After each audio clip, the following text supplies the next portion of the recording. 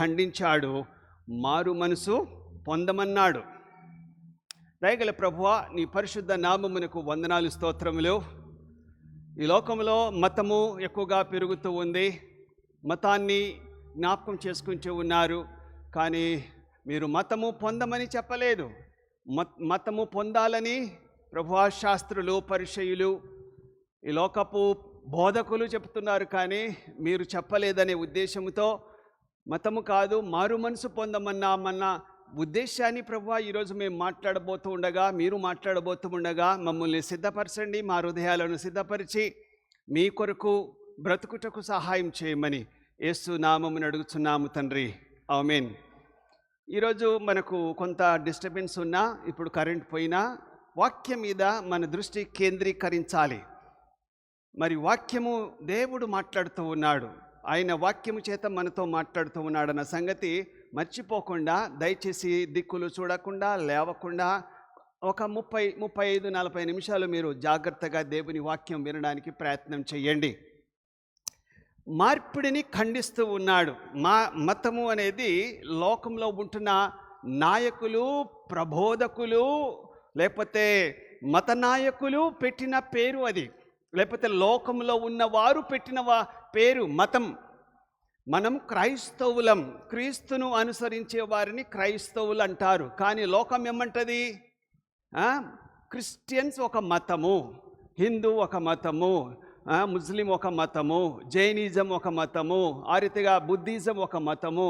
ఈ మతాలలో క్రిస్టియన్ మతంలో మార్చబడాలి, మీరు మతంలో దిగాలి అని యేసుక్రీస్తు ప్రభు కానీ ఈ పరిశుద్ధ బైబిల్ కానీ ఎక్కడా చెప్పలేదు అని మీకు జ్ఞాపకం చేస్తున్నాను. బయట వాళ్ళు కూడా వింటారు కాబట్టి యేసు ప్రభు మత మార్పిడిని చేయడానికో, మతములో దిగాలని, మతంలో రావాలని ఎక్కడ చెప్పబడలేదు.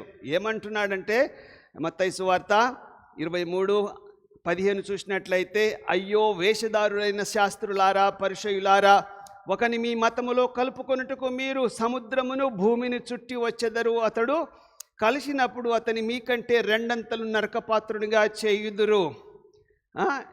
మీరు మతములో, మీ మతంలో ఉండాలి.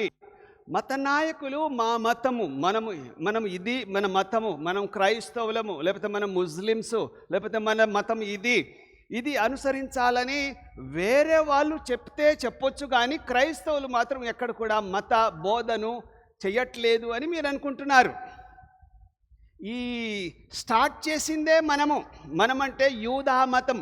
యూదా మత నాయకులలో శాస్త్రులు, పరిసయ్యులు మా మతంలో దిగండి, క్రైస్తవులది మతము కాదు, మన యెహోవా దేవుడు మన మతము, మన దేవుడు యెహోవా దేవుడు, ఇది యూదా మతము. ఇశ్రాయేలు దేశంలో ఏ మతం ఉంది? అందరు చెప్పండి. ఇశ్రాయేలు దేశంలో ఏ మతం ఉంది? యూదా మతం ఉంది. మన యూదా అనే మతంలో మీరు ఉండాలి. కానీ వేరే మతాలలో కొత్తగా వచ్చిందట యేసుక్రీస్తు ప్రభు గురించి, ఆ మతములో దిగొద్దు అని చెప్పి జెండా పట్టుకొని మరి గల్లీ తిరిగి ఊరంతా, దేశమంతా, ఇతర దేశాలకు కూడా, భూమిని అంతా కూడా చుట్టి వస్తూ ఉన్నారు. సముద్రం అంతా కూడా, సముద్రంలో ఉన్న 1000 కోట్ల లేకపోతే 1000 మరి షిప్లలో ఉంటున్న వారికి కూడా ఈ మతం గురించి బోధిస్తూ ఉన్నారు. మనోళ్ళే అంటే యూదా మతస్థులు స్టార్ట్ చేశారు. కనుక ఇప్పుడు బుద్ధ మతమని, ఆ మతమని, ఈ మతమని, అన్ని మతాలు నాయకులు ఇది మనదే గొప్ప, వేరే దేశంలో ఉన్న మతము మన మతానికి మత మార్పిడి చేస్తున్నారని చెప్పి చాలా గగ్గోలు పడుతూ ఉన్నారు. కానీ మన ప్రభు చెప్తున్నాడు, మతము కాదు, మారు మనసు. మతము కాదు, ఇది ఒక మార్గము, ఈ మార్గంలోనే మీరు నడవాలి అని ప్రభు చెబుతూ ఉన్నాడు. కనుక ఇంకా ఇతరులను విమర్శించొద్దు. ఇతరులు ఎవరు?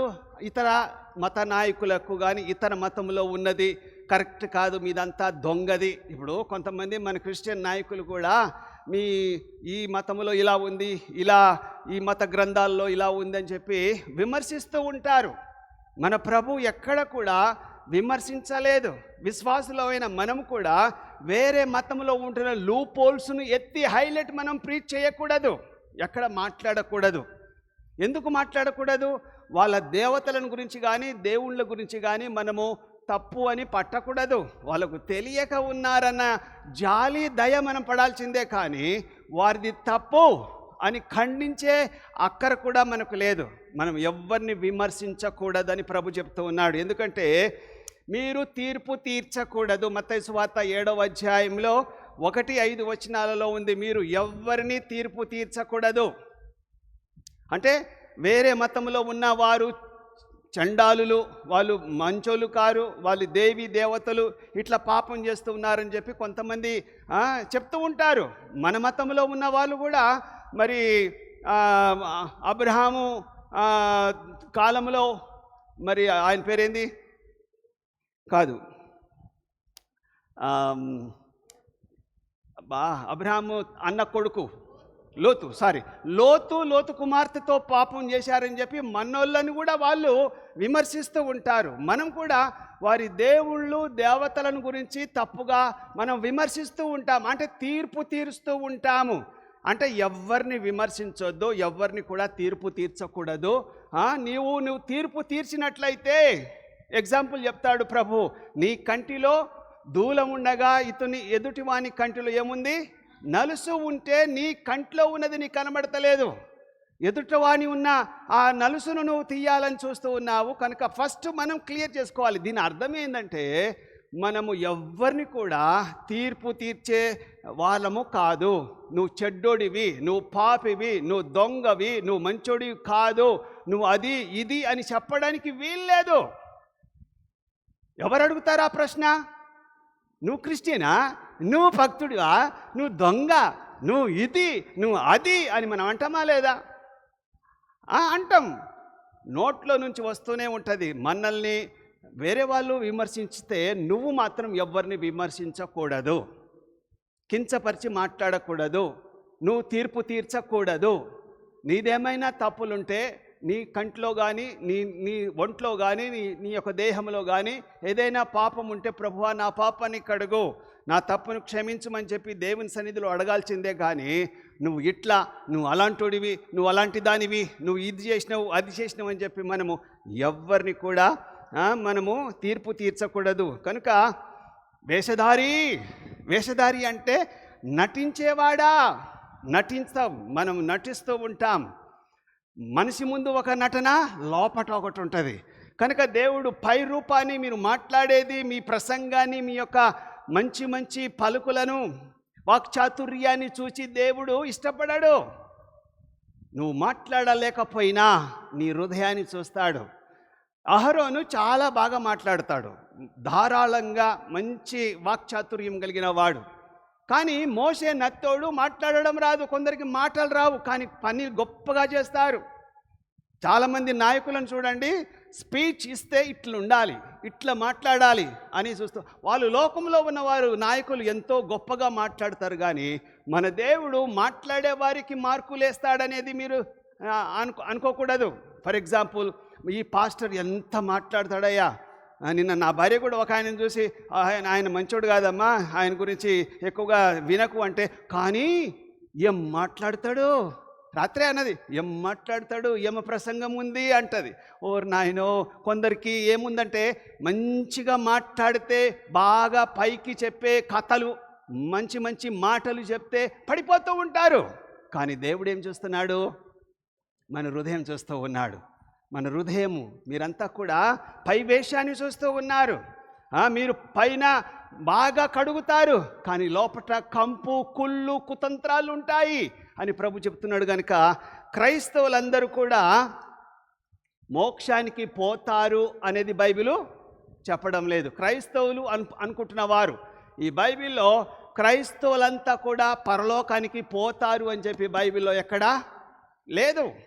ఎవరు పరలోకానికి పోతారు అంటే, ఆయన చిత్త ప్రకారంగా చేసేవారు. ప్రభువా ప్రభువా ప్రభువా ప్రభువా అని చెప్పేవాడు పరలోకానికి చేరడు, మోక్షానికి చేరడు. ఆయన చిత్తాన్ని నెరవేర్చువాడు మాత్రమే పరలోకానికి పోతాడు. కనుక మనం ఆయన చిత్తాన్ని నెరవేరుస్తున్నామా? మత్తయి సువార్త, బైబిల్ గ్రంథము మోక్షానికి నడిపించదు. ఇరుకు మార్గంలో ప్రవేశించండి, విశాల మార్గంలో ప్రవేశించకండి. అందరు పోతున్నారు. మాకు మన దగ్గర కూలోళ్ళు కొంతమంది వచ్చేవారు, ఒక 2 వారాలు రాలేదు. ఎందుకు అంటే వాళ్ళు సమ్మక సారక జాతరకు పోయారు. ఈ సంవత్సరం పోయినంత జాతర మరి హిస్టరీలో ఎప్పుడూ పోలేదట. నేను అక్కడే గోవిందరావుపేట పసరా ఏరియాలోనే నేను సేవ స్టార్ట్ చేసిన. అప్పుడు చాలా ఫ్యూ థౌజండ్స్ కూడా వచ్చేవారు కాదు. ఒక 40 సంవత్సరాల క్రితము, వినయ్ పుట్టక ముందు, వినయ్ పుట్టిన తర్వాత కూడా 3 నెలల బాబుని మేము అక్కడ తీసుకుపోయి ఆ ఏరియాలో మేము సేవ చేశాము, అమ్మగారు, నేను, వినయ్. సో నేను ఎందుకంటున్నానంటే అందరు పోతున్నారని చెప్పి విశాల మార్గంలో పోయేవారు నాశనానికి పోతారు. విశాల మార్గంలో పోవకూడదు, ఇరుకు మార్గంలో పోవాలి. అది సంకుచితమై ఉంది, చిన్న మార్గమై ఉంది. ఆ మార్గంలో రోగాలు వస్తుంది, నిందలు వస్తుంది, కష్టాలు వస్తాయి, సమస్యలు వస్తాయి. కనుక ఆ మార్గంలో పోయేవారు కొందరే. చర్చికి వచ్చేవారంతా కూడా పరలోకానికి పోరు, బైబిల్స్ పట్టుకున్న వాళ్ళంతా కూడా పరలోకానికి పోరు. అందరు పోతున్నారు కదా, అందరు వెళ్తున్నారు కదా అని చెప్పి మనం కుప్పలుగా మనం పోతే ఆ మార్గము విశాల మార్గము. కానీ దేవుని చిత్తాన్ని ఎరిగిన వారు లేదు, ఇది తప్పు, అందరూ పోతున్నది కాదు, మనం జాగ్రత్తగా ఆలోచన చేయాలి. ఆయన పోయిండు, ఈయన పోయిండు అంటే మన దేవుడు వాళ్ళని బట్టి మనకు తీర్పు తీర్చడు. నీ ప్రవక్తనను బట్టి, నీ పనిని బట్టి దేవుడు, అది మంచిదే కానీ చెడ్డదే కానీ దానిని బట్టి మనకు తీర్పు ఇవ్వబడుతుంది. కానీ వాళ్ళందరూ పోయిరు కాబట్టి నేను పోయానంటే కుదరదు. వాళ్ళందరూ విశాల మార్గంలో వెళ్తున్నారు, కానీ మనము మరి ఇరుకు మార్గంలో పోవాలని అంటున్నాడు. ఇర్మియా గ్రంథము 6వ అధ్యాయము 18వ వచనం చూసినట్లయితే, మార్గములలో నిలిచి చూడుడి, పురాతన మార్గములను గూర్చి విచారించుడి, మేలు కలుగు మార్గం ఏది అని అడిగి అందులో నడుచుకొనుడి, అప్పుడు మీకు నెమ్మది కలుగును. అందరూ పోతున్నారా? అందరూ పోయే దారిలో మనం పోకూడదు. యేసయ్య దారి వేరు, యేసయ్య మతము కాదు, యేసయ్య మారు మనసు పొందమంటున్నాడు. యేసయ్య ఎవరో పాస్టర్ చెప్పే మాటలు మనం వినకూడదు. ఎవరో ఒక బోధకుడు ఏదేదో గట్టిగా పెట్టకథలు చెప్పుకుంటూ చెప్పే మాటలు మనం నమ్మకూడదు. మనం నమ్మవలసింది కేవలము బైబిల్లో ఉన్న మాటలు, వాక్యానుసారంగా ఉందా. అందుకోసమే మన చర్చి పేరే బైబిల్ చర్చి. అంటే బైబిల్ మీద ఆధారపడి పునాది కలిగిన సంఘం మనదే బైబిల్ చర్చ్. బైబిల్ చర్చి అంటే బైబిల్లో ఉన్న మాటల ప్రకారంగా ఆ మాటలలో ఆ మార్గంలో జీవించాలని దేవుడు కోరుకుంటున్నాడు. యేసు మత మార్పిడి చెందమనలేదు, కానీ ఏమన్నాడు? మారు మనసు పొందమంటున్నాడు. మత్తయి సువార్త 4వ అధ్యాయం 17వ వచనం నుండి, పరలోక రాజ్యము సమీపించి ఉన్నది. ఏమంటున్నాడు యేసు ప్రభు బోధ? పరలోక రాజ్యము సమీపించి ఉన్నది అంటే త్వరగా రాబోతూ ఉన్నాడు. He's coming very soon. అన్ఎక్స్పెక్టెడ్గా వస్తాడు, అనుకోకుండా వస్తాడు. ఆయన రాజ్యము దిగి రాబోతూ ఉంది. ఆయన రాజ్యము, పరలోక రాజ్యము సమీపించి ఉన్నది కనుక మనము ఏం చేయాలి? మారు మనసు పొందాలి. ఎవరో ఒక నాయకుడు, ఎవరో ఒక ప్రబోధకుడు ఏదో ఒకటి చెప్తే ఆయన మార్గంలో, ఆయన బాటలో నడవాలని లేదు. ఒక బైబిల్లో ఉన్న మాటలు అర్థం చేసుకోవాలంటే మనం బాగా వాక్యము చదవాలి, వాక్యము వినాలి. నేను పురుషులకు మీటింగ్ రమ్మన్నాను ప్రతి నెలకు చివరి శనివారం. కొంతమంది వస్తున్నారు, మొదట్లో చాలామంది వచ్చారు, తర్వాత ఆగిపోయారు. అంటే భక్తి అనేది ఒక్క రోజులో రాత్రికి రాత్రి వచ్చేది కాదు. భక్తి అనేది మనం ప్రాక్టికల్ చేస్తూ ఉండాలి. మీకు ఎగ్జాంపుల్ చెప్పాలంటే చెప్పగలను.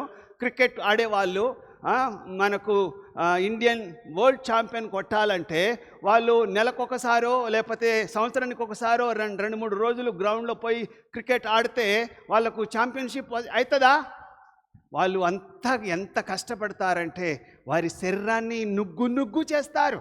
వారి శరీరాన్ని అనేక గాయాలతో, అనేక రకాలైన దెబ్బలతో సిక్ అవుతూ ఉంటారు, ఎక్సర్సైజ్ చేస్తూ ఉంటారు, ఉదయమే లేచి పరిగెడుతూ ఉంటారు, జిమ్కి వెళ్తూ ఉంటారు, రకరకాలైన శరీరాన్ని మరి వంచుతూ ఉంటారు. మనం కూడా ప్రభువాక్యంలో పెరగాలంటే, ఆత్మీయంగా ఎదగాలంటే మనం ఏం చేయాలి?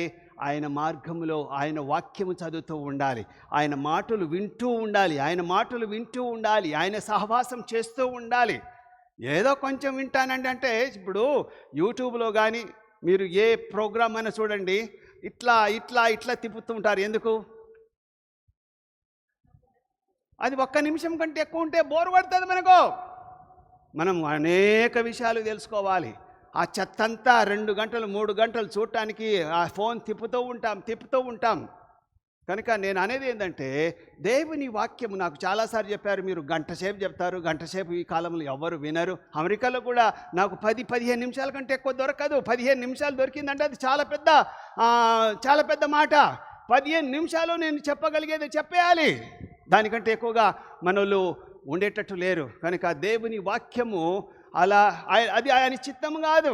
ఆయన చిత్తము ఎక్కువగా దేవునిలో ఎదగాలి, ఇంకా నేర్చుకోవాలి, ఇంకా నేను కూర్చోవాలి, నేను నేర్చుకోవాలనే తపనతో మనం రావాలని దేవుడు కోరుకుంటూ ఉన్నాడు. మత్తయి సువార్త 18వ అధ్యాయము 3వ వచనం చూసినట్లయితే, మీరు మార్పు నొంది బిడ్డల వంటి వారైతేనే కానీ పరలోక రాజ్యంలో ప్రవేశించరని మీతో నిశ్చయముగా చెప్పుచున్నాను. చిన్న బిడ్డల వంటి వారై ఉండాలి. చిన్న బిడ్డలు వాళ్ళు అలుగుతూ ఉంటారు. వాళ్ళని ప్రేమిస్తే ఆ కోపమంతా పోతుంది. వాళ్ళు మర్చిపోతూ ఉంటారు. మనలో ముడిగట్టుకుంటారు, ఏది మర్చిపోరు. నీ సంగతి అంతా నాకు తెలిసే, నీ జాతకం అంతా నాకు తెలుసురా, నిన్ను ఎక్కడ పెట్టాలో, ఎక్కడ వత్తాలో, ఇవన్నీ మనం మాట్లాడుతూ ఉంటాము. కనుక చిన్న బిడ్డలు ఎట్లా ఉంటారు, అన్నీ మర్చిపోయి మళ్ళీ కలిసిపోతూ ఉంటారు. మనం కలుస్తామా, మళ్ళీ మాట్లాడతామా, ఫోన్ చేస్తామా, ఎవరితోనన్నా కలుద్దామనుకుంటే నాకు ఆయనకు ఏం లేదు, మాటలు లేవు. నేను వాళ్ళ ఇంటికి పోను, నేను వీళ్ళింటికి పోను, నేను వాళ్ళతో మాట్లాడను. కనుక వాళ్ళు పరలోక రాజ్యం చేరరని మనం బైబిల్ చెప్తూ ఉంది. ఎవరు పరలోక రాజ్యాన్ని చేస్తారట? చిన్నపిల్లలు ఆడుకుంటూ ఉంటారు, వాళ్ళు కొట్టుకుంటారు, తిట్టుకుంటారు, కింద పడతారు, దెబ్బలు తగులుతాయి. మళ్ళీ 1 గంటన్నర లేకపోతే నెక్స్ట్ డే వాళ్ళు వచ్చి మాట్లాడుతూ ఆడుకుంటూ ఉంటారు, మర్చిపోతూ ఉంటారు, ఫ్రెండ్స్ అంటారు. ఆ రీతిగా మనం కలవాలి, ఒకరినొకరు క్షమించాలి, ఒకరినొకరు ప్రేమించాలి. అప్పుడే మనం పరలోక రాజ్యంలో చేరుతామని. అయితే వీళ్ళని ప్రభు దగ్గరికి నడిపించడానికి యేసుక్రీస్తు ప్రభు నమ్ముకున్న వారంతా కూడా పాపము చెయ్యకుండా ఆయన దగ్గరికి రావాలి. ఆయన దగ్గరికి రావాలని పాపిని అని ఒప్పుకోవాలి.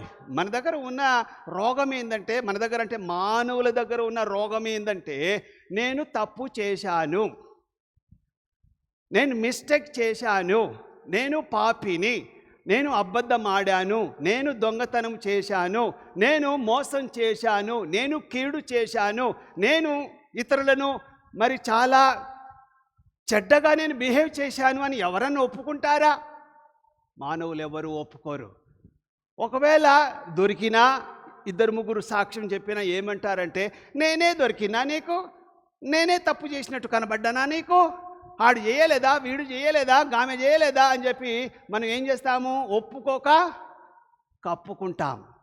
కనుక ఎవరైతే ఒప్పుకుంటారో మనుషులు ఎదుటను దేవుని ఎదుట ఒప్పుకున్నట్లయితే ఎప్పుడు కూడా అలాంటి వ్యక్తికి ఇప్పుడు జడ్జి గారు కూడా ఏమంటారు, ఒప్పుకుంటే ఏమవుతుంది, శిక్ష ఉంటుంది కానీ శిక్ష తగ్గుతుంది. ఒప్పుకోవాలి. పోలీస్ స్టేషన్లో సార్ నేను తప్పు చేశాను, డాక్టర్ గారు నేను తప్పు చేశాను. మరి డాక్టర్ దగ్గర, పోలీస్ దగ్గర, అడ్వకేట్ దగ్గర మనం ఒప్పుకుంటాము కానీ, వింటున్నారా, డాక్టర్ దగ్గర ఒప్పుకుంటారు, అడ్వకేట్ దగ్గర ఒప్పుకుంటారు, తర్వాత జడ్జి ముందు ఒప్పుకుంటారు, ఇంకా పోలీస్ స్టేషన్లో ఒప్పుకుంటారు. కానీ మనుషులతో మాత్రము సచ్చినా ఒప్పుకోరు, దేవుని ముందు అస్సలే ఒప్పుకోరు. కనుక నేను పాపిని, నేను తప్పు చేశాను అన్నప్పుడు దేవుడు నిన్ను మరణము నుంచి రక్షించి రక్షణ మార్గంలో నడిపిస్తాడని చెప్తున్నాడు.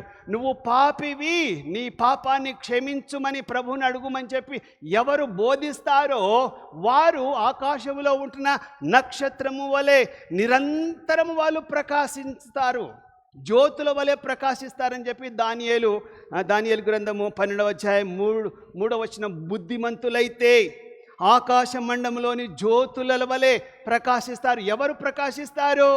పాపం చెయ్యొద్దు, ఈ తప్పు చెయ్యొద్దు, పాపానికి శిక్ష మరణము, కనుక ప్రభు వైపు తిరగండి అని ఎవరైతే మళ్ళిస్తారో, ఎవరైతే ఆ యొక్క సువార్తను చెబుతారో వారు జ్యోతుల వలె వారి ముఖాలు ప్రకాశింపజేస్తాడట దేవుడు. అంతేకాదు, ఇంకొక చోట ఉంది, ఈ సువార్తను ప్రకటించే వారి పాదములు ఎక్కడ సుందరంగా ఉన్నది?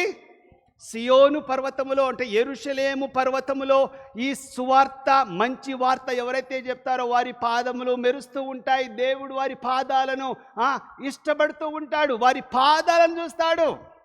ఈ లోకము మన మోకాలను చూస్తారు, కానీ ఎవరైతే యేసు ప్రభు యొక్క సువార్తను ప్రకటిస్తారో యేసు ప్రభు ఫస్ట్ చూసేది ఏం తెలుసా? ఆయన పాదాలు చూస్తాడు. నీ పాదాలు ఒక చోట ఉండలేదు. నీ పాదాలు ప్రతి ఊరును, ప్రతి గ్రామాన్ని, ప్రతి ఇంటిని, ప్రతి వ్యక్తిని నువ్వు దర్శించావు అని చెప్పి ఫస్ట్ యేసు ప్రభు చూసేది సువార్థికుల పాదాలను.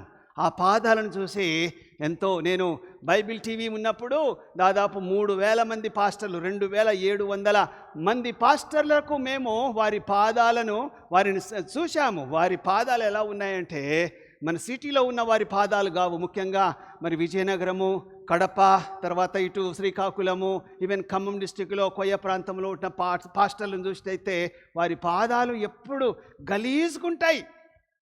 ఆ గలీజుగున్న పాదాల గురించి నేను దాదాపు 50-60 ప్రసంగాలు చేశాను. ఎందుకంటే సువార్త పరిచర్య చేసేవారి ముఖాలు ఆకాశంలో ఉంటున్న జ్యోతుల వలె. ఆకాశంలో ఏమున్నాయి? 2 జ్యోతులు ఉన్నాయి. ఏం జ్యోతులు అవి?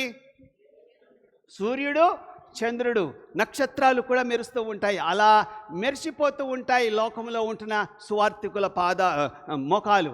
కానీ దేవుడిని సన్నిధిలో దేవుడు చూసేది పాదాలు. సో అలాంటి వారు కావాలి. ప్రతి ఒక్కరూ మారాలి, ప్రతి ఒక్కరూ కష్టపడాలి. కష్టపడకుండా ఫ్రీగా రావాలని పంచికొట్టి ఇంట్లో కూర్చునేది కాదు.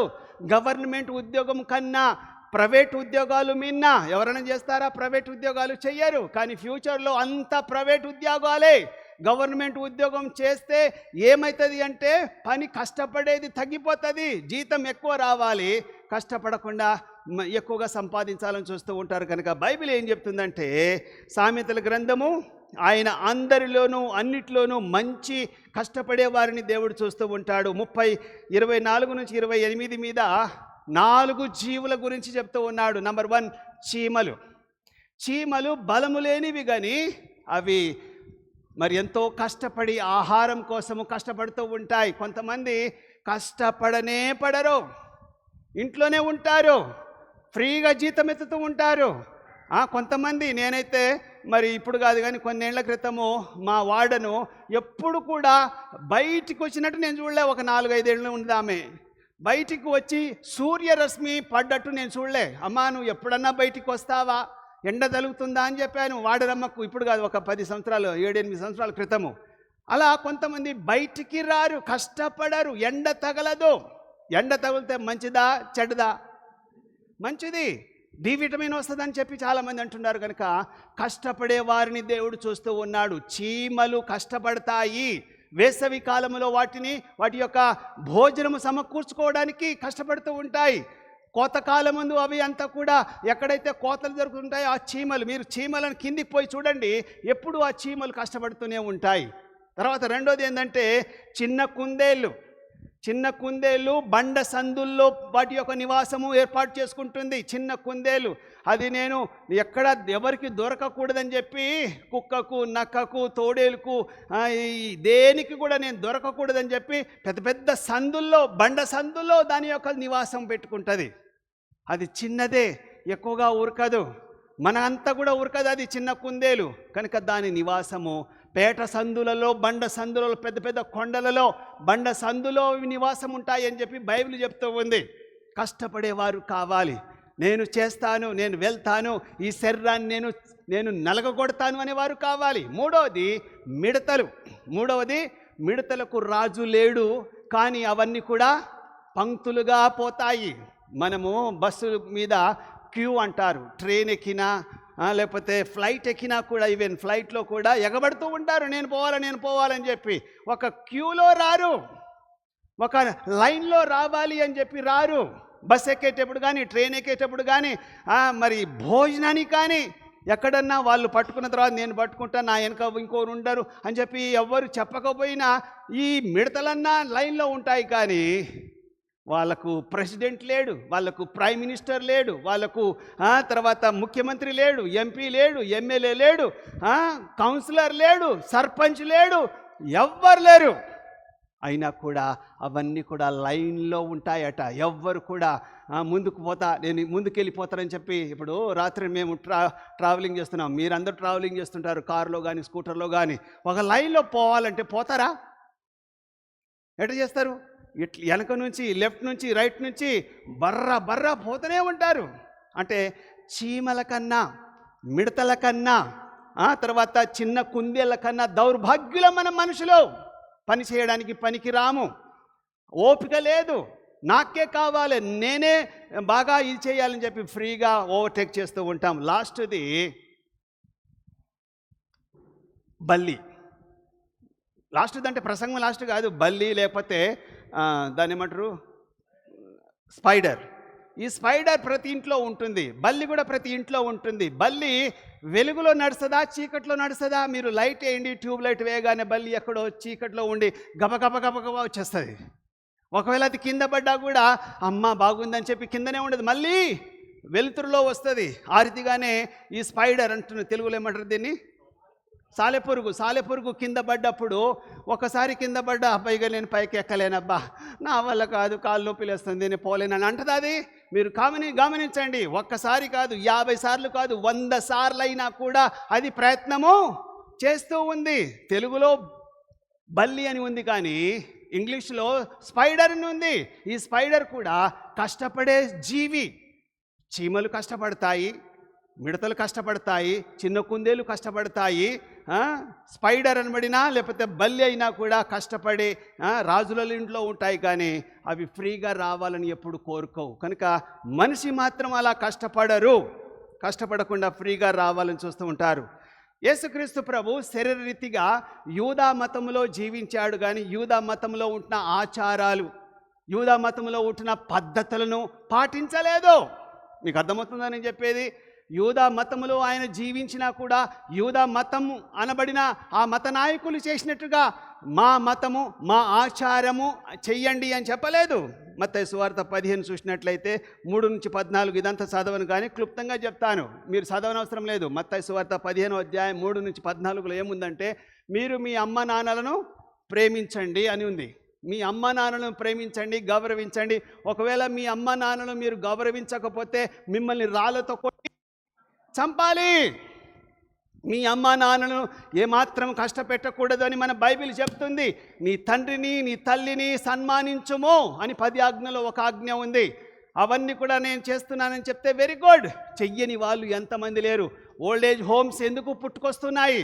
ఈనాడు ప్రతి పిల్లాడు, ప్రతి అమ్మాయి, అబ్బాయి తల్లిదండ్రులను ప్రేమించడం లేదు. ఇంకా వాళ్ళు ఏమని కల్పిస్తారంటే, మేము దేవోర్పితము అంటే మేము దేవుని సేవకులము, లేకపోతే దేవుని బిడ్డలము, మా అమ్మ నాన్నను చూడవలసిన అవసరం మాకు లేదు, వాళ్ళకు 4 పైసలు పడేస్తానని చెప్పి ఇప్పుడు హైదరాబాద్లో కొన్ని లక్షల మంది ముసలోళ్ళు ఉన్నారు. వాళ్ళ పిల్లలంతా ఎక్కడ ఉన్నారు? వేరే రాష్ట్రాల్లో, వేరే దేశాల్లో ఉన్నారు. మన బైబిల్ ఏం చెప్తుందంటే, వాళ్ళని ప్రేమించకపోతే, వారికి నువ్వు సహాయం చేయకపోతే నువ్వు నరకానికి పోతావు. రెండో విషయం ఏంటంటే, వేషధారులారా, మీరు పెదాలతో మాట్లాడతారు కానీ మీ హృదయం చాలా దూరంగా ఉంటుంది. మీరు మంచి మాటలు, మంచి స్పీచ్, మీరు ఇచ్చిన స్పీచ్ అబ్బా ఏం మాట్లాడిండ్రా బాబు అని అంటుంటారు, కానీ మీరు మంచి పనులు చెయ్యరు. మీ హృదయం ఎక్కడో ఉంటుంది. అందుకోసమే బయట కనబడేటట్టుగా లోకం ఇష్టపడుతుంది. సినిమాలో మనం ఎవ్వరం పర్ఫెక్ట్ కాదు. సినిమా యాక్టర్లో హీరోలు కానీ హీరోయిన్లు కానీ మనం పనికిరాము. ఎందుకు? మనం అందంగా లేము, మనము వాళ్లకు సెట్ కాము, వారి దరిదాపుల్లో మనల్ని రానియరు. సెలెక్ట్ చేస్తూ ఉంటారు, వందల వేల మందిని వాళ్ళు సెలెక్ట్ చేస్తూ ఉంటారు. వాళ్ళు నటించేవారు, మనం నిజమైన వారము. చప్పట్లు కొట్టండి దేవునికి స్తోత్రములు. వారు నటించేవారు, వారు పైన కనబడడానికి ఆ వేషం వేసుకుంటున్నారు. మనము దేవుని మన హృదయాన్ని చూస్తూ ఉన్నాడు. కనుక ఆ రీతిగా ఉండాలి. మనుష్యుని అపవిత్రపరచు వారితో, మనుష్యుని అపవిత్రపరచుదంటే చాలామంది తినేదాని గురించి మాట్లాడతారు. అది తినకూడదు, అది బీఫ్, ఇది తినకూడదు, ఇది పంది మాంసము, లేకపోతే ఇది తినకూడదు, ఇది కోడి మాంసము, ఈ చేప తినాలి, ఈ చేప తినకూడదు, ఈ మాంసం తినాలి, ఈ మాంసం తినకూడదు అని చెప్పి మనము కొన్ని తినే విషయంలో జాగ్రత్త ఉంటూ ఉంటాం. మంచిదే.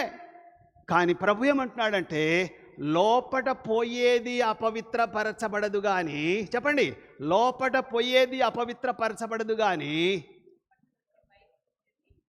లోపటి నుంచి బయటికి వచ్చేది అపవిత్రపరుస్తుంది.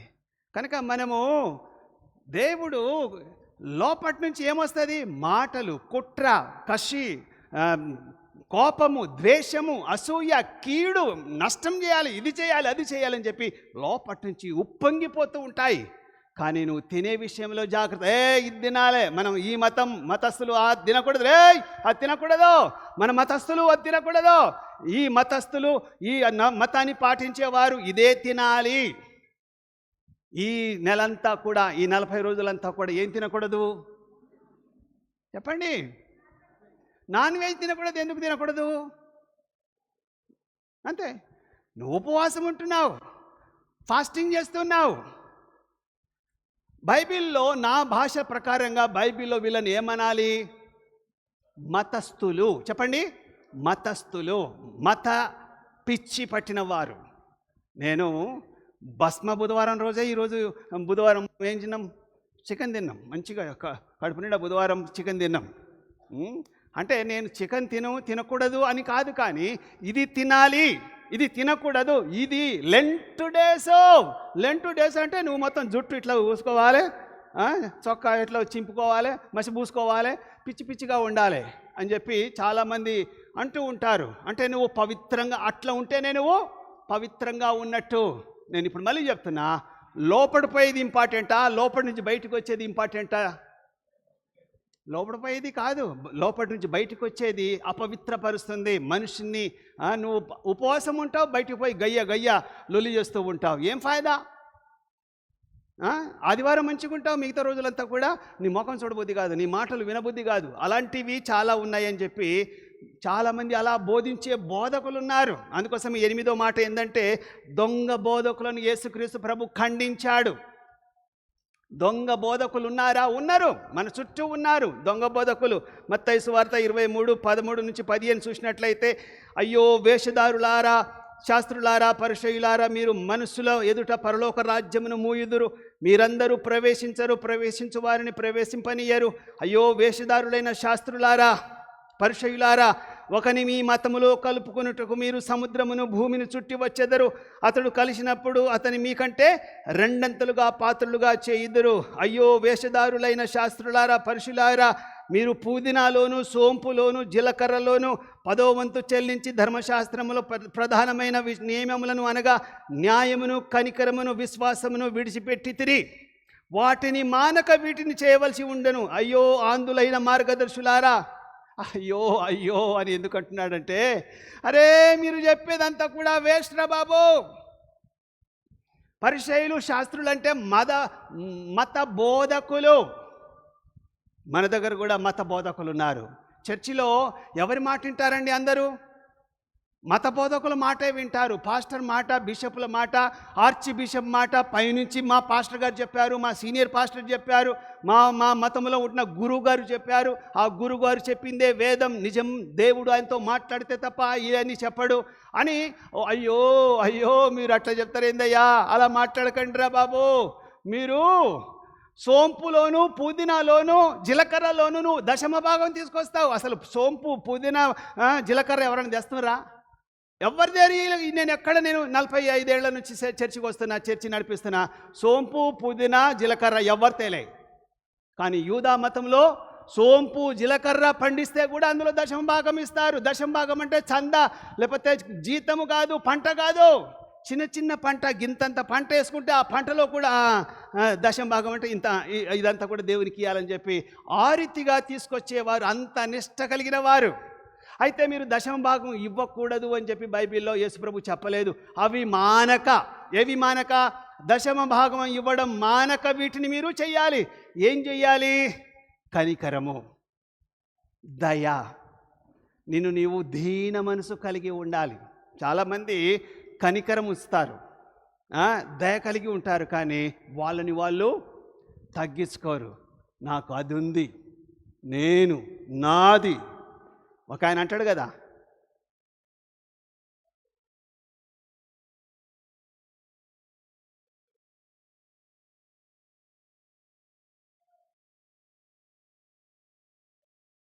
నేను నేను నేను చేసిన అని చెప్పి కొట్టుకునే వాళ్ళు లేరా? దీన మనసు కావాలి. ఇదంతా దేవుని కృప.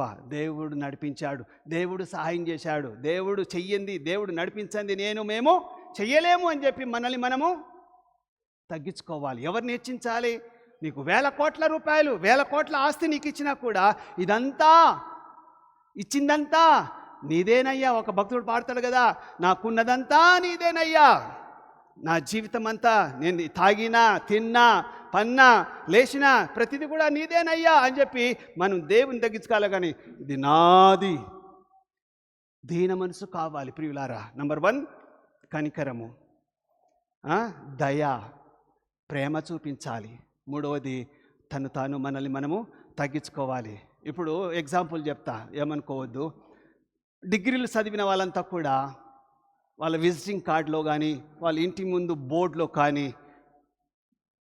ఏమని పెట్టుకుంటారు? Reverend Christopher Boda, LLB PhD, లేకపోతే BTH BD LLB PhD, ఇంకా అని పెట్టుకుంటారు. అంటే నేను ఇంత.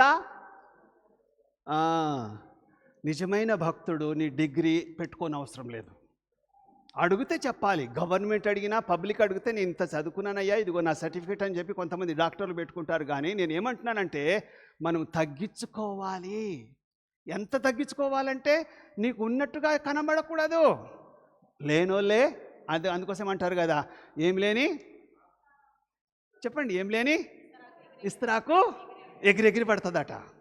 ఏం లేనోళ్ళే పడతారు, కానీ ఉన్నోడు ఎప్పుడు కూడా చూపించుకోడు. సో దీన మనసు అంటే ప్రభు దగ్గర, ప్రభువా ఇదంతా నీదే అని చెప్పి మనం తగ్గించుకోవాలని చెప్పి 8వ మాట. 9వది ఏంటంటే యేసు ప్రభు మతాచార్యులను నిక్షిప్తపాతంగా ఖండించినందుకు వారు ఆయనలో తప్పులు వెదికిరి. దాని మూలంగా యేసు ప్రభును ఇప్పుడు మత నాయకుల యొక్క తప్పు, మత నాయకులారా, బిషపు, ఆర్చ్ బిషపు, మీరు ఇట్లాంటి పనులు చేస్తున్నారు కనుక మీరు చేసింది వేషధారులారా. ఒక బిషప్ను పట్టుకొని వేషధారుడా, ఒక ఆర్చ్ బిషప్ను పట్టుకొని పరిచయుడా, వేషధారి, నటించేవాడా అని అన్నాను అనుకోండి, వానికి ఎంత కోపం వస్తుంది? వామ్మో నన్నే అంటాడా అని చెప్పి యేసు ప్రభును చంపాలన్నంత కోపం వచ్చింది వాళ్ళకు. అయినా దేవుడు మానుకున్నాడా?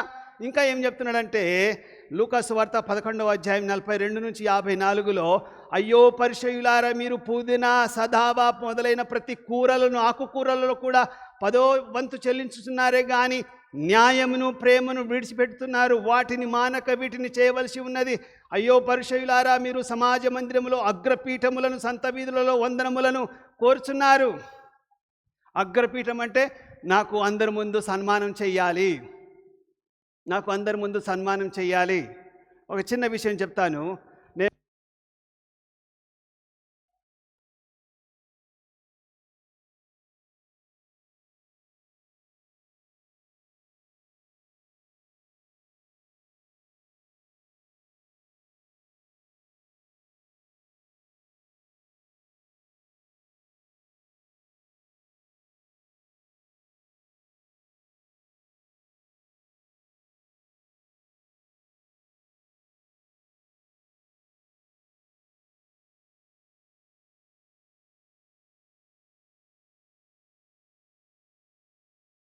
నా పేరు పెట్టండి, నాకు అందరి ముందు ఏం చేయాలి?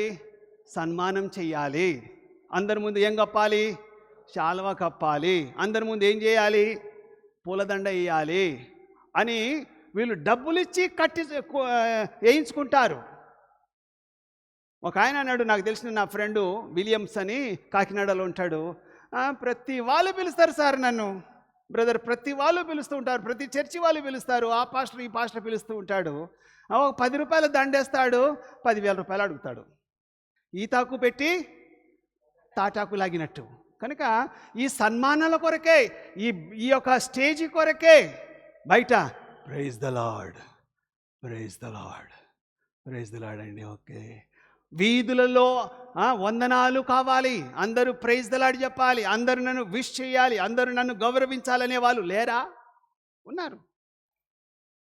తర్వాత ఆయన కారు దిగేటప్పుడు డోర్ తీసే వాళ్ళు ఒకడు ఉంటారు, ఆయన మీద ఛత్రి పట్టే వాళ్ళు ఒకరు ఉంటారు కదా.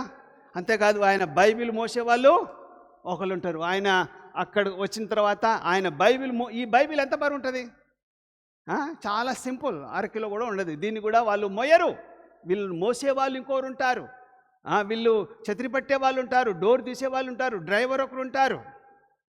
వీళ్ళంతా కూడా వేషధారులారా, మత నాయకులారా, మీ మతంలో కలుపుకోవడానికి మీరు ప్రయత్నం చేస్తూ ఉంటారు. కాదు, అవి తగ్గించండి. అది కాదు నిజమైన మతం, నిజమైన ప్రేమ. ఎవడైతే నాయకుడు కావాలనుకున్నాడో వాడు సేవకుడై ఉండాలి. నేను మీ పాదాలు కడుగుతూ ఉన్నాను, నేను మీ నాయకుని కదా, నేను మీ గురువుని కదా, మీ పాదాలు కడుగుతూ ఉన్నాను కనుక మీరు కూడా ఒకరికొకరు సేవ చేయండి. పాదాలు కడగమని అర్థం కాదు, వారితో మరి వారి కష్టాలన్నిటి కూడా మరి తీర్చండి అంటున్నాడు. రెండవది, 10వది, బైబిల్ గ్రంథము అందరినీ సమదృష్టితో చూస్తుంది కానీ మత సంబంధమైన పక్షపాతముతో చూడదు. బైబిలు యూదులు చాలా గొప్పలో, మేము ఇశ్రాయేల్ వాళ్ళు ఇప్పటికీ ఏమంటారంటే మా మతము గ్రేట్, ఈ యూనివర్సల్లో మా మతానికంటే మించింది ఎవరు లేరు. ఈవెన్ క్రిస్టియన్స్ కూడా, క్రైస్తవులు కూడా మాదే టాప్ నెంబర్ 1. ఏ దేశం వెళ్ళినా కూడా క్రైస్తవులు ఉన్నారు. ఏ దేశంలో ఏ రాష్ట్రంలో ఉన్నా కూడా ప్రతి జాతిలో, ప్రతి వంశంలో, ప్రతి భాష మాట్లాడేవారు మా క్రైస్తవులు ఉన్నారు అని చెప్పి మన బైబిల్ ఎక్కడ చెప్పలే. మన బైబిల్ ఎక్కడ చెప్పలే. ఉండొచ్చు కానీ నువ్వు చెప్పొద్దు. ప్రతి దేశంలో క్రైస్తవులు ఉండొచ్చు కానీ నువ్వు డప్పు కొట్టకూడదు. దాని అర్థం ఏంటంటే దేవుడు పక్షపాతం కలిగిన వాడు కాదు. అందరినీ, ప్రపంచంలో ఉంటున్న ప్రతి బిడ్డను దేవుడు రక్షించాలని, ప్రతి ఒక్కరూ మారాలని, ప్రతి ఒక్కరికి అవైలబుల్గా ఉన్నాడు. యేసుక్రీస్తు ప్రభు ఆఫ్రికాలోనో లేకపోతే ఇంకా అలస్కాలోనో రష్యాలోనో పుడితే ఆ కార్నర్లో ఉన్నవారు ఎక్కువగా క్రైస్తవులు అవుతారు. కానీ యేసుక్రీస్తు ప్రభు సెంటర్లో పుట్టాడు. యెరూషలేము ప్రపంచానికి సెంటర్, అందరికీ అందుబాటులో ఉండడానికి సెంటర్లో, గ్లోబ్లో మీరు చూసినట్లయితే యెరూషలేము సెంటర్. యెరూషలేములోనే పుట్టాడు. అందరికీ అవైలబుల్గా ఉండాలి. ప్రతి దేశానికి, ప్రతి మతస్థులకు, ప్రతి జాతి వారికి, ప్రతి వంశస్థులకు యేసుక్రీస్తు ప్రభు అవైలబుల్గా. నేను గ్రీసు దేశస్థుడను, నేను ఏమంటున్నాడు ఇక్కడ ఏముందంటే నేను యూదుణ్ణి, నేను గ్రీసు దేశస్థుణ్ణి, నేను అది నాది ఇది, మేము అగ్రకులస్థులము, మా లాంగ్వేజ్ టాప్, మా స్పానిష్ గొప్ప, మా ఇంగ్లీష్ గొప్ప, మేము రోమియులము, మేము హిందువులము అని చెప్పి ఏమీ తేడా భేదం లేదు. యేసుక్రీస్తు ప్రభు అందరికీ దేవుడు, అందరికీ ప్రభు, అందరినీ ఆహ్వానిస్తున్నాడు. ప్రతి ఒక్కరూ మారు మనసు పొందాలి. ప్రపంచంలో జనులందరూ కూడా పాపము చేసి దేవుని యొక్క చిత్తాన్ని నెరవేర్చకుండా పారిపోతూ ఉన్నారు. కనుక మన బైబిల్ ఏం చెప్తుందంటే దుర్మార్గుడు, ఎజ్కేల్ గ్రంథము 33 11 నుంచి 16 చూసినట్లయితే ఒక దుర్మార్గుడు మారు మనసు పొంది, అయ్యా నేను దుర్మార్గుణ్ణి, అనేకులను చంపాను, అనేకులను దోచుకున్నాను, అనేకులను నేను గిరివి పెట్టుకున్నాను, వారి యొక్క వస్తువులను, బంగారాన్ని నేను ఏమంటారు దాన్ని, గిరేనా, తాకట్టు పెట్టుకున్నాను. ఇప్పుడు నేను రిటర్న్ ఇచ్చేస్తా, ఇప్పుడు ఎవరికి మోసం చెయ్యా, ఇప్పుడు ఎవరిని చంపా, ఎవరిని బెదిరియా, నేను రౌడీ సీటర్ని, నేను దుర్మార్గుడిని అని చెప్పి ఆ దుర్మార్గుడు మారాలని ఎజ్కేల్లో ప్రభు 33:16 చెప్తూ ఉంది. దుర్మార్గుడు మారు మనసు పొందాలని దేవుడు కోరుకుంటున్నాడు. వాడు చావాలి, వాడు పాపి, వాడు దుర్మార్గుడు, చాలా దోచుకున్నాడు, చాలా ఇబ్బంది పెట్టాడు, కీడు చేశాడని చెప్పి దేవుని ఉద్దేశం కాదు. ఆ దుర్మార్గుడైన సౌలు దేవుడు పట్టుకున్నాడు. ఏం చేశాడు? పౌలుగా మార్చాడు. కనుక ఈ దేశంలో, ప్రపంచంలో దుర్మార్గులు మారాలని దేవుని ఉద్దేశం. అయితే మనలాంటి భక్తులు ఉన్నారు కదా, భక్తులు కూడా పాపం చేస్తే, ఎప్పుడు పాపం చేస్తే భక్తిగా ఒక 20, 30, 40 సంవత్సరాలు భక్తిగా ఉండి ఆ తర్వాత పాపములో పడితే ఈ భక్తి దేవునికి కనబడదట. అదే 33 హెచ్కేలో చెప్పబడుతుంది. నువ్వు భక్తిగా ఉండి చివరి దశలో ఒక 20 ఏళ్ళు భక్తిగా ఉండి 21 సంవత్సరాల నుంచి నువ్వు భక్తిని వదిలిపెట్టి పాపం చేస్తూ ఉంటే నీ భక్తి కనబడదు. ఇక్కడ నువ్వు దుర్మార్గుడిగా ఉండి నువ్వు చేసిన దుర్మార్గతనంతా వదిలిపెట్టి నువ్వు నీతిగా బతకాలి, నువ్వు తిరిగి చెల్లించినట్లయితే నీ దుర్మార్గత కూడా దేవుని దృష్టికి కనబడదు, మాఫీ. ఇటు నువ్వు చేసిన మంచి పనులు కూడా మాఫీ. కనుక దుర్మార్గులు మారాలని, నీతిమంతులు కావాలని దేవుని ఉద్దేశం. కనుక బైబిల్లో దుర్మార్గులను నాశనం చేయాలని లేదు. ఎంతకాలమయ్యా ఇంకా నువ్వు జడ్జిమెంట్ ఇవ్వకపోతే ఎట్లా ప్రభు అని చెప్పి క్రైస్తవులు చాలామంది ఈ దుర్మార్గుడు ఇంతగా ప్రబలిపోతున్నాడే, ఈ దుర్మార్గుడు ఇంతగా మరి ఏమంటారు దాన్ని, ఇంత ఎదిగిపోతున్నాడే అని చెప్పి మీరు అప్పుడప్పుడు అనుకోవచ్చు. కానీ దేవుడు ఎవ్వరిని వదిలిపెట్టేవాడు కాదు. ఆయనకు ఛాన్స్ ఆఫ్టర్ ఛాన్స్, ఒక ఛాన్స్ కాదు, 2 ఛాన్స్ కాదు, 10, 15, 20 చాలా అవకాశాలు దేవుడు ఇస్తూ ఉంటాడు. ఎందుకు? మారాలని. యేసుప్రభు మతంలో కాదు, మారు మనసు పొందాలని. కనుక ప్రియమైనటువంటి దేవుని బిడ్డలారా, మారు మనసు పొందాలి. కానీ కొంతమంది మత నాయకులు ఏం చేస్తారంటే వాళ్ళు గుడ్డోళ్ళకు దారి చూపిస్తారా? చూపియరు. కనుక వాళ్ళు దారి చూపిస్తామంటారు కానీ మనం నమ్మకూడదు. నీకే లేదు. అందుకోసమే నీ కంటిలో ఉంటున్న దూలాన్ని తీసివేసి తర్వాత చూడు. ఆయన కంటిలో దూలం ఉందా, నలుసుందా కనబడదు నీకు. నీ కంటిలో దూలం ఉంది, నువ్వు భయంకరమైన పాపి గనుక నువ్వు పాపాన్ని ఒప్పుకుంటే తప్ప దేవుని దగ్గరికి రావు. చివరిగా మీకా గ్రంథము 6వ అధ్యాయము 8వ వచనం చూసినట్లయితే, మనుష్యుడా ఏది ఉత్తమో అది నీకు తెలియజేయబడి ఉన్నది, న్యాయముగా నడుచుకునుటయు, కనికరమును ప్రేమించుటయు, 3వది దీన మనసు కలిగి నీ దేవుని ఎదుట ప్రవర్తించుటయు. 3 విషయాలు దేవుడు అంటున్నాడు. వీటన్నిటిని ప్రభు నమ్ముకున్న వాళ్ళు న్యాయంగా ఉండాలి. న్యాయం కరువైంది, న్యాయం దొరకట్లేదు, ఎక్కడ కూడా అన్యాయమే జరుగుతుంది. నిన్న సృజన వాళ్ళ డాడీ వాళ్ళతో మాట్లాడుతున్నాడు, వినయ్ ఈ లోకంలో న్యాయం లేదు. ఆయన ఇంకా ప్రభు నమ్ముకోవాలని మేము అనేక సంవత్సరాల నుంచి 14 సంవత్సరాల నుంచి ప్రార్థన చేస్తున్నాము. ఆయన అంటున్నాడు, ఒక నాయకుడై ఉండి, ఒక ఎమ్మెల్యే ఉండి మన దగ్గర న్యాయము కరువైపోతుంది, రాబో దినాల్లో చాలా కష్టము, మీ యొక్క భూముల కేసులు క్లియర్ చేసుకోండి. అన్యాయంగా నడుచుకునే వాళ్ళు ఎక్కువగా ఉన్నారు, అడుగడుగున అన్యాయమే జరుగుతుంది. కనుక ప్రభు నమ్ముకున్న వాళ్ళు మాత్రం ఏం చేయాలి? న్యాయముగా నడుచుకోవాలి. నెంబర్ 1. నెంబర్ 2, కనికరము, దయ, దాక్షిణ్యము మనం చూపించాలి. 3వది ఇంతకుముందే చెప్పాను, ఏం కావాలి? 3వది దీన మనస్సు. మీకా గ్రంథము 6వ అధ్యాయం 8వ వచనములో దీన మనసు కలిగి మనం జీవించాలి. ఇదియే కదా ప్రభు నిన్ను అడుగుతూ ఉన్నాడు. ఇంతే కదా, ఈ 3 కదా దేవుడు నిన్ను అడుగుతూ ఉన్నాడు. నెంబర్ 1 నేర్చుకోవాలి, నెంబర్ 2 కనికరము, దయ, ప్రేమ చూపించాలి, 3వది మనల్ని మనము దీన మనసు కలిగి తగ్గించుకోవాలని కోరుకుంటున్నాడు. ఇంతే కదా. ఇది మనుషులు చేయలేరా? అసాధ్యమైన ఈ పనులు చాలా సులువైంది, కానీ మనము చెయ్యము. అందుకోసమే యేసుప్రభువా అని ఒక యవనస్తుడు పరిగెత్తుకొని యేసుప్రభు దగ్గరికి వచ్చాడు. ఎక్కడ? మత్తయి సువార్త 22వ అధ్యాయంలో 35 నుంచి 40 వచనాల వరకు ఏమంటున్నాడంటే, ప్రభువా ఏది ముఖ్యమైన ఆజ్ఞ? 10 ఉన్నాయి కానీ 10లో ఇంకా ముఖ్యమైన ఏంటి అంటే 2 అన్నాడు. ఆ 10 2 షార్ట్ కట్ చెప్పాడు. ఏందది? నీ పూర్ణ మనసుతో, నీ పూర్ణ ఆత్మతో నువ్వు దేవుణ్ణి ఆరాధించాలి. ఎంతమంది ఆరాధనకు వచ్చారు? పూర్ణ మనసుతో, పూర్ణ ఆత్మతో దేవుణ్ణి ఆరాధన చేసేవారు ధన్యులు. మీరంతా ధన్యులు. కానీ పూర్ణ మనసుతో అనేది, పూర్ణ మనసుతో, పూర్ణ హృదయముతో మరి నువ్వు దేవుణ్ణి ప్రేమిస్తున్నావా? నువ్వు ప్రేమించినట్లయితే మంచిది. రెండవది ఏం ఆజ్ఞ?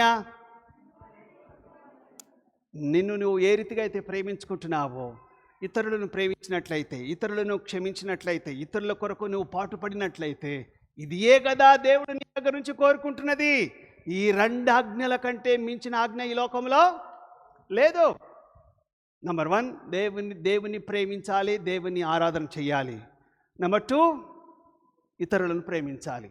మనల్ని మనం ఏ రీతిగా అయితే ప్రేమించుకుంటామో ఇతరులను ప్రేమించాలని ప్రభు చెప్తున్నాడు. కనుక యేసు ప్రభు మతము మార్చమని కానీ మతములో దిగమని కానీ చెప్పలేదు. ఏమంటున్నాడు? మారు మనసు పొందండి, మీ హృదయాలను మార్చుకోండి, మీ దుష్టత్వాన్ని మీ పాపాన్ని ఒప్పుకొని మారు మనసు పొంది ఎవరిని అడగాలి? దేవుణ్ణి అడగాలి. ప్రభువా, ఇంతకాలము నన్ను బ్రతికించావు, నా ఇష్టానుసారంగా జీవించాను, నీ ఇష్టానుసారంగా జీవించే ధన్యత భాగ్యము నాకు అనుగ్రహించుమని మనం అడిగినట్లయితే తప్పకుండా నీ హృదయం మారినట్టే. నీ హృదయం మారలేదు అంటే మరి దేవుడు తప్పకుండా నరకానికి తీసుకుపోతాడు. దేవుడి యొక్క వాక్యాన్ని మన అందరి వినికిడిలో మెండుగా దీవించునుగాక. లేచి